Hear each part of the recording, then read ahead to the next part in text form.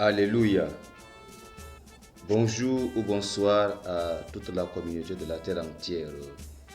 Je suis reconnaissant et ravi d'être devant vous pendant cette matinée et pendant cette soirée pour partager ce message avec vous ensemble.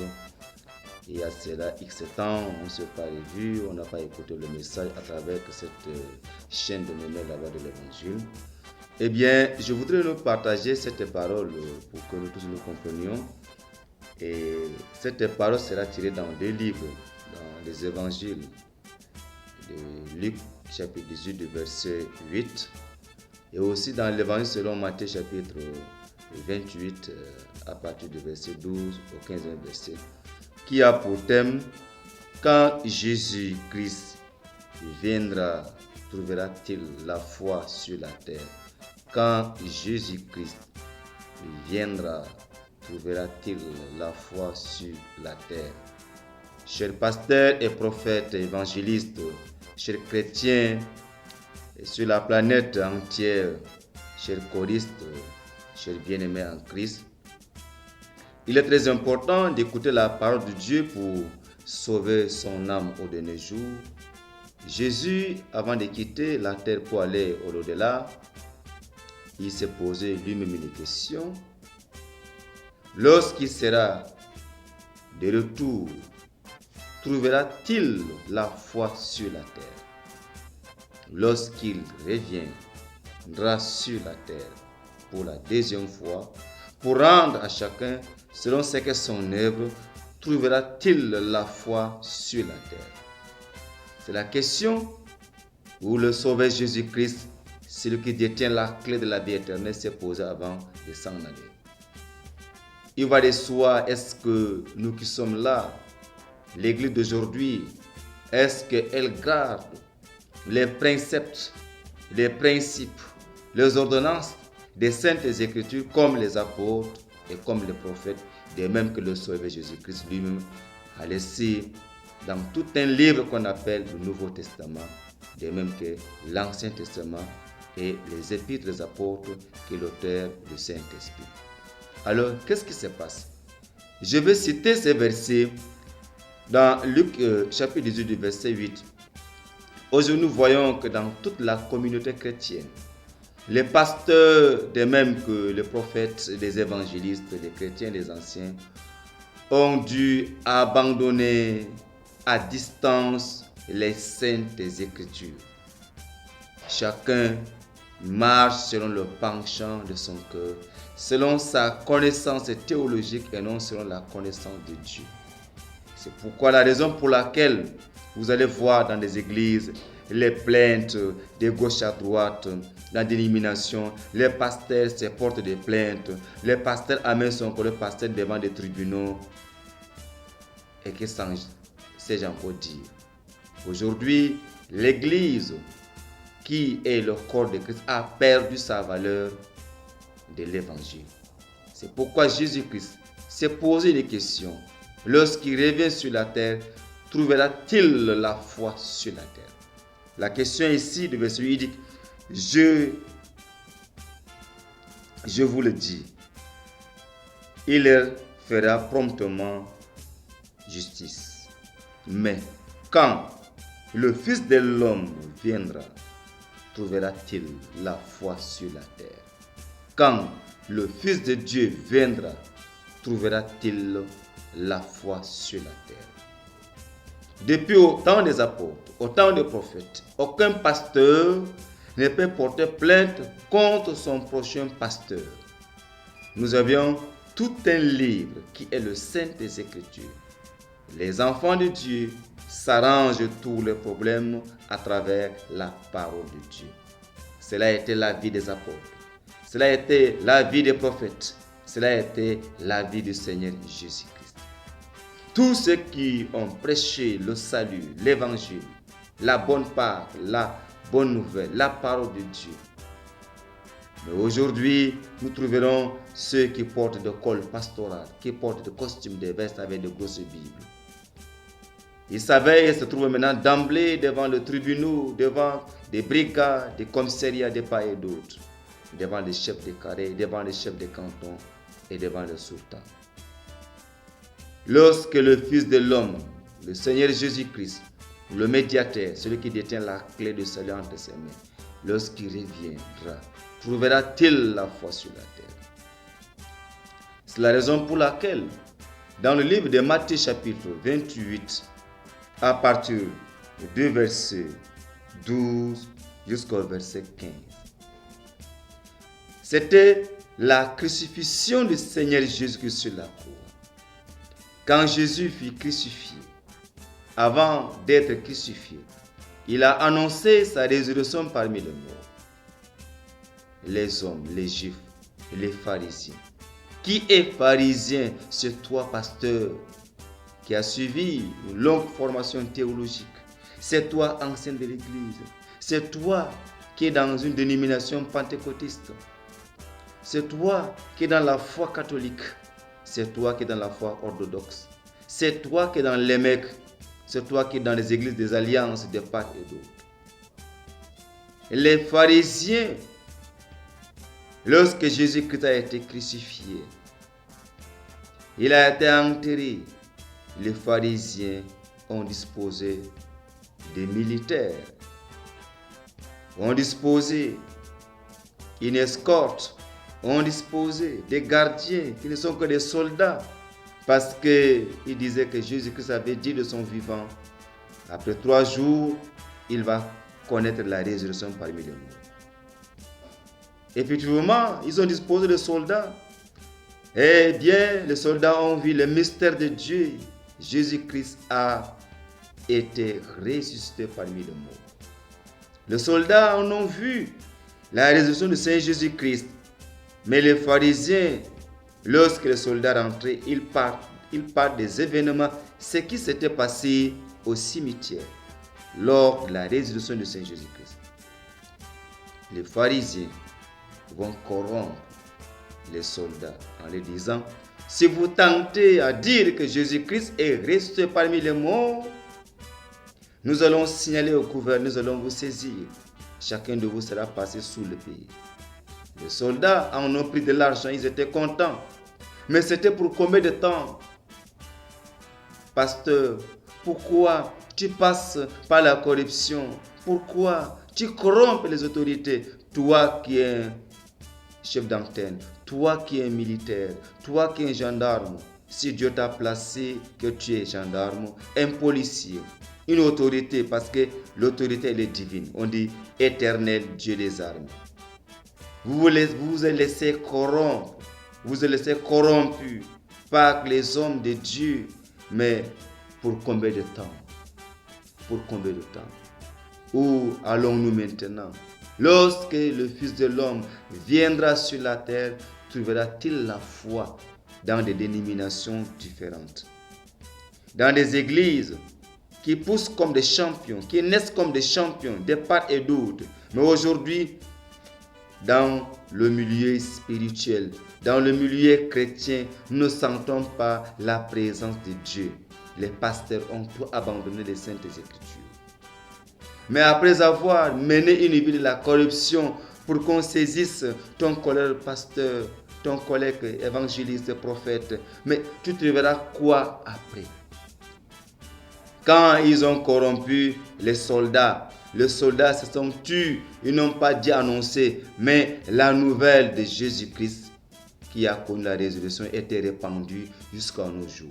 Si bien que tu mènes la corruption, si bien que tu achètes les soldats, si bien que tu achètes, tu corrompes, n'est-ce pas, les autorités, les gouverneurs, les ministres, le président de la République, les magistrats. Tu as tenté la corruption à la justice jusqu'à ce que tu aies gagné le procès. Mon frère pasteur, mon frère évangéliste, mon frère ancien de l'église, ma soeur femme de charité, ma soeur la choriste, ma soeur chante. C'est pour combien de temps? Tu ne veux pas être le citoyen du ciel? Pourquoi seulement tu veux être le citoyen de la terre? Lorsque le Fils de l'homme revient sur la terre, trouvera-t-il la foi? La foi, c'est l'évangile. La foi, c'est la parole de Dieu. La foi a une autre démonstration de ce qu'on ne voit pas. La foi vient de ce qu'on entend. La parole de Dieu. Aujourd'hui, tous les pasteurs du monde, quelques-uns ont gardé le sens de l'évangile en eux. Je voudrais passer un message partagé à toi qui me suis. Si toi le pasteur, si toi l'évangéliste, si toi le prophète, tu as souvent amené ton frère pasteur, ta soeur, servant de l'Éternel, devant les tribunaux. Tu as dû acheter les hommes pour pouvoir là où le mettre dans un cachot. Par une péripétie, tu seras étonné au dernier jour. Prépare l'avènement du Seigneur Jésus-Christ en gardant cette parole dans la dignité, dans la sanctification, dans l'amour du prochain. Dans quel sens de la Bible, dans quel sens de l'évangile où Dieu permet à un homme de Dieu de corrompre. Aujourd'hui, nous hommes de Dieu sommes les premiers pour critiquer le régime. Mais cependant, la corruption est au milieu des chrétiens à 99%. Parce que le 1% est resté pour ceux-là qui respectent à la lettre l'évangile, le bon sens de la parole de Dieu. Je te conseille, frère pasteur, évangéliste de ta carrière. Je connais que tu appartiens à une dénomination pentecôtiste. Mais aujourd'hui, si le Seigneur Jésus-Christ revient aujourd'hui, ceux qui vont aller tout droit en premier lieu, c'est nous, les pentecôtistes. C'est vous, les pentecôtistes. Nous censons parler en langue. Nous censons interpréter. Nous censons faire des miracles. Nous censons guérir les malades. Mais aujourd'hui, nous sommes le tout premier quand nous traversons des justices. Quand nous partons dans les brigades, nous trouverons 1001 plaintes des pasteurs contre les frères pasteurs. Si seulement si tu veux être un citoyen du ciel, pourquoi n'est-il pas gardé le silence? Le Seigneur Jésus-Christ, lorsqu'on l'a crucifié, Pilate a demandé l'eau pour se laver les mains. Mais Pilate est aussi inculpé dans le tort, est aussi inculpé dans le péché. Parce que Pilate avait une autorité de relâcher Jésus-Christ. Toi, un sous-prophète, toi, un ministre, toi, un gouverneur, toi, un commandant de la brigade, un commissaire du commissariat. Que sais-je encore dire à cela? On t'a donné de l'argent, tu as pris le pasteur, le mettre en prison. Tu as donné la raison à celui qui t'a donné de l'argent. Croyant que tu as fait cela, c'est bien, mais cela t'attend au dernier jour. Chacun de nous a un compte rendu à donner à Dieu au dernier jour. C'est pourquoi Jésus, avant de quitter la terre, s'est lamenté. La lamentation de Jésus-Christ. Il s'est lamenté et dit que, mais quand le Fils de l'homme viendra, trouvera-t-il la foi sur la terre? La foi dans des lieux spirituels, l'évangile dans des milieux spirituels. Est-ce que nous gardons le principe de l'évangile? Est-ce que nous gardons le principe que les apôtres et les prophètes nous ont laissé? Tu as trouvé quand et où l'apôtre Paul a porté plainte contre Pierre? Tu as trouvé quand et où l'apôtre Jean a porté plainte contre Jésus-Christ? Peut-être tu vas devenir Judas Iscariote. Depuis quand on peut mettre la main sur oint de l'Éternel? C'est oint de l'Éternel. Nous nous battons pour rien. Nous nous battons pour des livres d'influence pour rien. Mes chers frères pasteurs, il est temps de revenir. Le diable est pénétré à 95% dans des milieux spirituels, dans ta dénomination, dans ton assemblée. Si aujourd'hui tu as des voiles encore sur toi, il faut crier Abba Père. Le Dieu des cieux et de la terre viendra, il va déchirer ses voiles de tes yeux. Sinon, quand le Fils de l'homme revient au dernier jour, tu ne seras pas à sa droite, tu seras à sa gauche. C'est là où il y a des grincements de pleurs, grincements de dents et de pleurs. Tu n'auras pas de repos pour ton âme. Il est temps de se réveiller, de se lever. Il est temps de se donner sa vie à Dieu.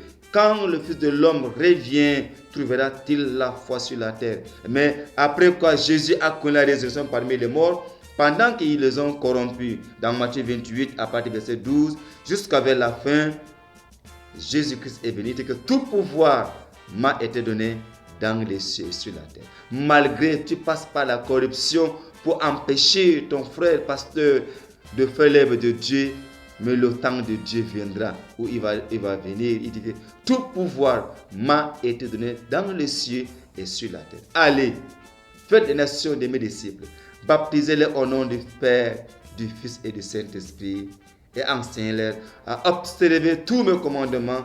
Je serai avec vous jusqu'à la fin du monde. Ton temps viendra. Tu continues avec la corruption. Tu continues à drainer tout un peuple croyant que tu es dans la bonne voie. Frère pasteur, frère évangéliste, il est temps de revenir à son Créateur Dieu. Je te conseille, Jésus dit, mais quand le Fils de l'homme reviendra, trouvera-t-il la foi sur la terre? Il est question de m'écouter. Il est question d'écouter la parole de Dieu. Mettons la parole de Dieu en pratique et pratiquons-la pour la lumière, pour avoir la vie éternelle. Ne sois pas Pilate qui s'est inculpé, croyant se laver les mains, mais il s'est inculpé dans le tort des Juifs. On dit crucifiez-le, du petit jusqu'au plus grand, du plus grand jusqu'au plus petit. Crucifiez-le. Les femmes disent crucifiez-le. Les hommes ont dit crucifiez-le. On l'a crucifié. Et on l'a enterré, on l'a mis la garde autour de son sépulcre. Malgré tout cela, le mystère de Dieu, Jésus-Christ a connu la résurrection. Mais ils ont corrompu encore les soldats pour dire que nous n'annonçons pas qu'il est ressuscité parmi les morts. On dit éternel Dieu des armées. Continue bien avec ta corruption. Continue bien à porter plainte contre ton frère.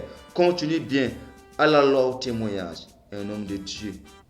Un homme de Dieu, qu'il soit musulman, qu'il soit chrétien, il n'est pas permis pour qu'il porte plainte contre son frère. Tout se règle à travers la lumière de la parole de Dieu. Je te conseille, après avoir écouté ce message, répands-toi et convertis-toi. Donne-toi à Dieu et en Dieu. Répands-toi de ce que tu as corrompu maintenant, l'autorité qui est dans la localité. Tu as corrompu le ministre, tu as corrompu le gouvernement. Toi qui suis un gouverneur, c'est Dieu qui t'a placé. Pour trouver une place, cela vient de Dieu. Toi, tu es magistrat. Dieu t'a placé pour équitablement établir la justice entre le plaignant et le coupable. Mais aujourd'hui, ce qui est noir, vous dites que c'est blanc. Ce qui est blanc, vous dites que c'est noir. Mais le tour de Dieu viendra. Avant que tu ne sois paralysé, avant que tu ne meurs, avant que tu aies des migraines, avant que tu puisses avoir d'autres maladies qui ne seront pas guéries par la science humaine, il est temps de te repentir d'avoir pris l'argent, d'avoir pris la corruption, d'avoir fait du mal à un innocent. Pilate souffre. Les pharisiens souffrent. Les Juifs n'avaient pas connu que la souffrance devait être comme ça, perpétuelle comme aujourd'hui. Il n'est jamais trop tard. Quand tu écoutes ces messages à travers la chaîne dénommée La Voix de l'Évangile. Cette chaîne est pleine de l'Évangile qui sauve, de l'Évangile qui montre le chemin du salut. Il est temps de recevoir la grâce de Dieu. Jésus s'est inquiet à cause de toi. Toi qui es un pasteur, tu empêches les hommes de faire la volonté de Dieu. Tu passes par la corruption. Tu passes par une autre route pour empêcher ton frère. Le monde est vaste. Le champ est vaste. Quitte à toi d'évangéliser. Quitte à toi de sauver l'humanité en te donnant à Christ. Chacun a sa part. Mais pourquoi empêcher ton frère que Dieu l'a choisi? Et surtout, les églises pentecôtistes. Et surtout, les mecs. Et surtout, d'autres dénominations. Sous le ciel et sur la terre, Dieu te voit. Tu diras que non, l'homme ne peut jamais falsifier la parole de Dieu. C'est pourquoi il est dit dans ta Bible, dans Apocalypse 22, verset 18, on n'ajoute pas, on ne tranche pas. Toute personne qui ajoute, qui tranche, tous les fléaux qui ont été dits par Dieu dans cette parole, sera pour toi une vie quotidienne, la souffrance, les difficultés. Mon cher gouverneur, mon cher sous-préfet, je sais que tu as mangé le pain de douleur. Je sais que tu as avalé l'appât. Je sais que tu as mangé le pain de douleur et voilà, ta souffrance ne peut que perdurer. Par ces messages, répands-toi. Dis que non, le diable t'a trompé, tu ne connaissais pas que c'est un mal. Toi, pasteur, que tu as ramassé de l'argent, tu allais corrompre les autorités pour faire du mal à ton prochain qui est ton collègue de service, qui est un pasteur et un évangéliste comme moi, comme toi. Si le diable t'a voilé, si le diable t'a caché le chemin de la vérité, répands-toi. Tu as 60 ans, tu as 70 ans. Il te reste combien de temps sur cette terre? Et chacun de nous a un compte rendu à donner à Dieu, le sauveur de l'humanité. Il est temps de donner sa vie à Jésus-Christ. Il est temps de se repentir. Il est temps de revenir à Dieu. Laissons le temps à Dieu d'agir. Cessons avec nos mauvaises manières de pratiquer la parole de Dieu. Chers compatriotes, chers bien-aimés, cette parole que le Seigneur nous a donnée pendant cette soirée, pendant cette matinée, je te conseille de donner ta vie à Dieu.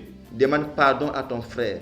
Demande pardon à Dieu de ce que tu as mal fait envers ton frère pasteur, envers ton frère qui est le prophète, l'évangéliste, envers ta soeur, envers ton compatriote. Que Dieu te pardonne. Répands-toi de ces actions. L'homme ne peut jamais créer une autre parole qui reste la parole de Dieu, qui est le chemin d'obligation pour tout être humain sur la terre. N'augmentons pas, n'enlevons pas ce que Dieu a dit et n'augmente pas ce que Dieu n'a pas dit.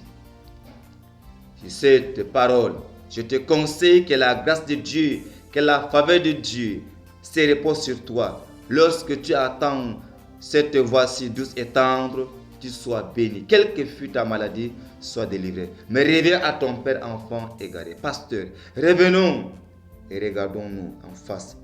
Disons-nous la vérité avec la sainte parole. Si tu as les oreilles pour écouter, écoute. Avant que je puisse finir avec cette parole, tu verras mon numéro sera sur cet écran. Le numéro 235 66 52 10 52. Je suis votre serviteur quotidien. Longtemps on n'était pas en communication. Je suis votre serviteur Gangran Emmanuel. Que le Seigneur de cette parole vous bénisse. Et répentez-vous, convertissez-vous. Le temps est arrivé pour que chacun ait la vie éternelle. Partie 1.